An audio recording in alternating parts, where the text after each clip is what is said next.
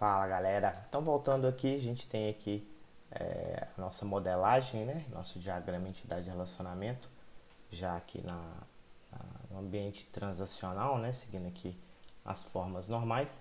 Então vamos entrar aqui dentro do nosso diagrama físico, né? Já aqui com os comandos que constroem, né? Digamos assim, as tabelas. Então eu tenho aqui a primeira tabela, né? Que é auditoria pedidos, com os campos aqui pré-definidos, né, os tipos. Temos aqui a categoria, beleza. Temos aqui, o que mais aqui? Os itens pedidos. Esses comandos aqui são os comandos que estão de DDL, né, de alterar o owner, né, para usuários surdos, etc. Então não precisa entrar nesses detalhes. Aqui é os pedidos, né. Aqui é o sequence, né, que é o que define ali a chave auto-incremento. Mas o que eu quero mostrar mesmo, né? Que tá as pessoas, beleza. Aqui os produtos. ah, o sequence, beleza. Aqui entra aqui os alter table, definição do sequence. Aí começa os inserts, até porque eu já tenho algumas categorias pré-definidas. E eu tenho algumas pessoas, né, que iniciaram o sistema. Se não me engano, são 20 pessoas. E os produtos. Então isso aqui ele já carrega numa primeira execução, tá? Então aqui ele já carrega aqui numa primeira execução e finaliza ali criando as triggers que fazem com que o campo update at seja atualizado automaticamente assim que haja qualquer tipo é, de problema, de alteração, na verdade, tá? Então isso aí é a nossa DDL, o nosso diagrama físico que faz lá a construção das nossas tabelas. Perfeito. Então se a gente voltar aqui no README, ele fala para a gente testar, né, se os bancos estão já construídos. Mas primeiramente eu preciso subir o meu ambiente, né? Então eu vou executar aqui o up, só que não vai ser esse aqui, vai ser esse aqui de baixo. Vou copiar, executar, vai subir aqui os ambientes. Como já é a segunda, né, execução, então na prática ele não vai demorar tanto assim. Então já vou abrir aqui um outro bash, né? Vou ficar perdendo tempo a tela presa ali, então vou executar esse primeiro comando aqui só para a gente ver se as tabelas já estão construídas. Olha, então as tabelas dentro do meu transacional já estão construídas. Então significa que eu consigo me conectar nessa máquina. Então eu vou conectar nessa máquina.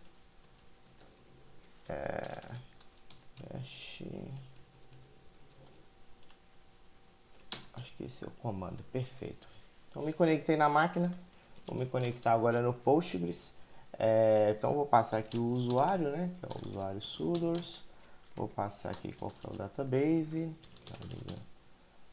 Liga sudoers. Vou passar agora o que mais? E o host. No caso aqui vai ser a própria máquina, né?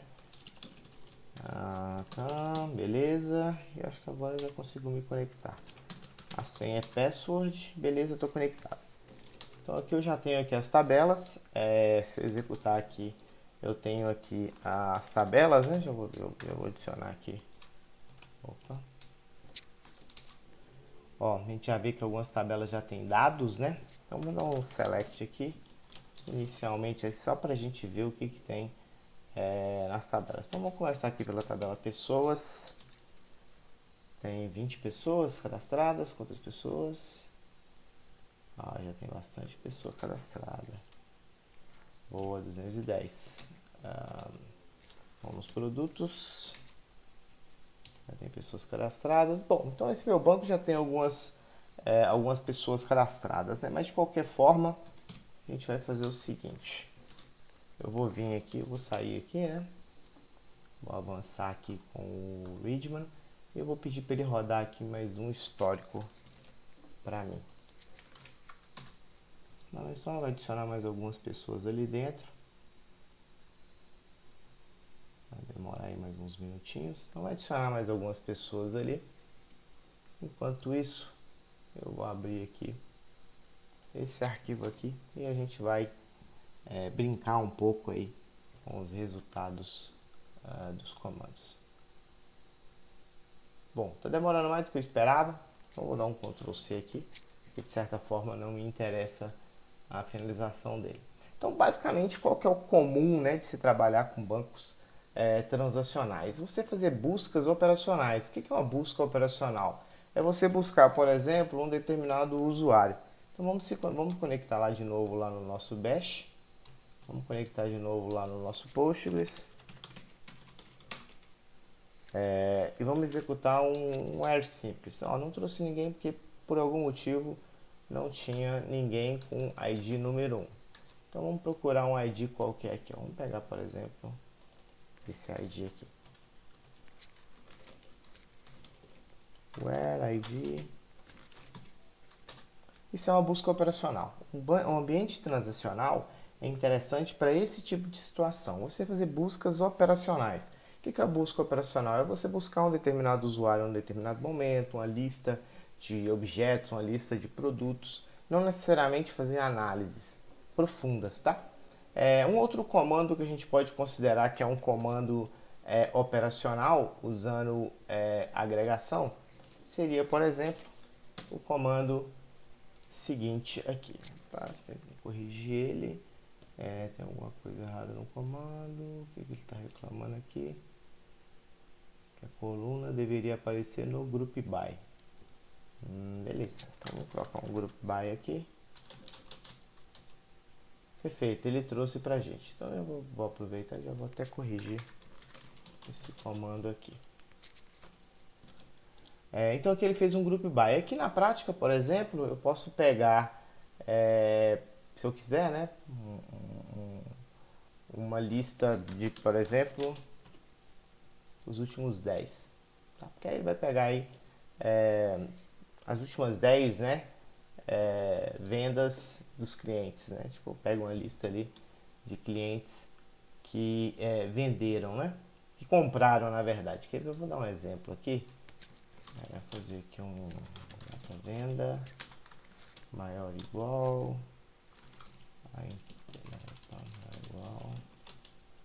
a interval de 2 dias. Vou fazer o teste aqui. Perfeito. Pedi para ele trazer, né, a lista das últimas vendas dos últimos 2 dias, né? Então ele trouxe para mim ali todas as vendas. Se eu aumentasse aqui, por exemplo, para, sei lá, 20 dias, ele só ia me trazer os últimos 10. Não, por causa do limite, né? O limite que vai limitar. Vou trazer aqui todos. Tá. Então isso aqui é uma consulta também que poderia ser considerada operacional, né? Porque está trazendo ali informações de últimos status, os últimos encomendas, os últimos pedidos. Tá muito comum para logística, né? Transporte, tá? Aí a gente começa a entrar mais uma visão mais analítica, né? Quando eu já começo a querer ver informações mais gerenciais e por ser uma estrutura simples, né? Ou seja, por ser pedido simples, eu consigo executar isso dentro do meu ambiente e trazer essas informações, tá? Só que a gente entra num ponto aqui que torna, né, a consulta problemática, né? Porque você começa a concorrer com o ambiente transacional. Então você passa a ter dentro do seu ambiente transacional uma concorrência, né?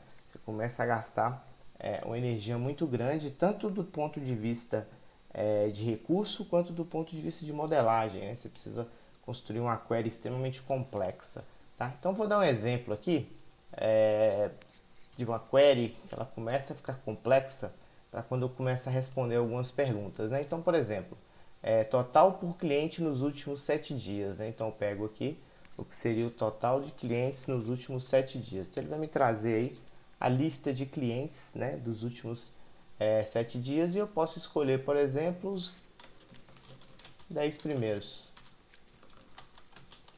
né, os 10 maiores, tá? Então, ele vai trazer para mim ali os 10 maiores. Perfeito, meus 10 maiores clientes. Interessante, né? Respondeu a minha pergunta. Só que agora eu entro numa pergunta um pouco mais complexa, né? Que já seria uma query analítica buscando informações dentro de uma estrutura transacional deixando a query completamente complexa, tá? Qual que é a minha pergunta de negócio? Eu quero o valor total e a média separados aí, né, por mês, categoria e geohash.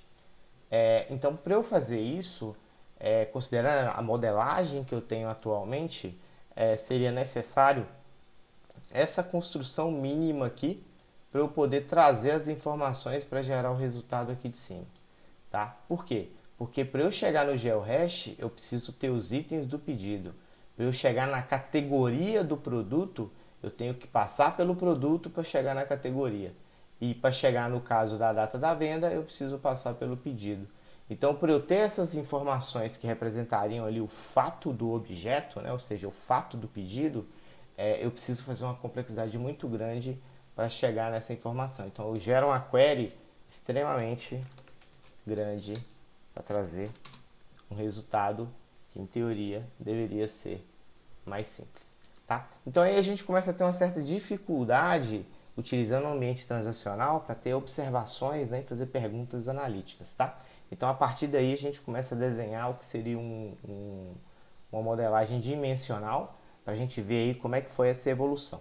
Beleza? Então é isso que eu tinha para falar nessa parte da gravação.